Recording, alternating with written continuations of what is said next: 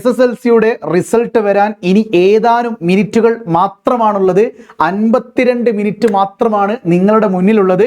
ഈ 52 മിനിറ്റിനുള്ളിൽ കേരളത്തിലെ മുഴുവൻ SSLC വിദ്യാർത്ഥികളുടെയും ഹൃദയമിടിപ്പ് കൂടിക്കൊണ്ടിരിക്കുകയായിരിക്കും. ഈ വർഷം SSLCയുടെ റിസൾട്ട് കാത്തിരിക്കുന്നത് 4,17,497 വിദ്യാർത്ഥികളാണെന്നുള്ള കാര്യം നിങ്ങൾ മനസ്സിലാക്കി വെക്കുക. അതോടൊപ്പം തന്നെ റിസൾട്ട് നിങ്ങൾക്ക് നേരത്തെ അറിയണമെങ്കിൽ എൻ്റെ പ്രിയപ്പെട്ട വിദ്യാർത്ഥികളെ, റിസൾട്ട് നേരത്തെ അറിയാൻ അവർ പ്രഖ്യാപിച്ച ഉടനെ തന്നെ അറിയാൻ വേണ്ടിയിട്ട് താഴെ ഒരു ലിങ്ക് കൊടുത്തിട്ടുണ്ട്. ആ ലിങ്കിൽ കമൻറ്റ് ബോക്സിൽ ലിങ്ക് ഉണ്ട്. നിങ്ങൾ ആ ലിങ്കിൽ ക്ലിക്ക് ചെയ്ത് ഉടൻ തന്നെ രജിസ്റ്റർ ചെയ്ത് വെക്കുക കേട്ടോ. അതിൻ്റെ കൂടെ തന്നെ നിങ്ങൾ മനസ്സിലാക്കേണ്ട വളരെ പ്രധാനപ്പെട്ട ഒരു കാര്യമാണ്, ഈ വർഷം അതായത് കഴിഞ്ഞ വർഷം 71,831 വിദ്യാർത്ഥികൾക്കാണ് ഫുൾ A+ ലഭിച്ചത്. കഴിഞ്ഞ വർഷം 71,831 വിദ്യാർത്ഥികൾക്ക് ഫുൾ A+ ലഭിച്ചിട്ടുണ്ട്.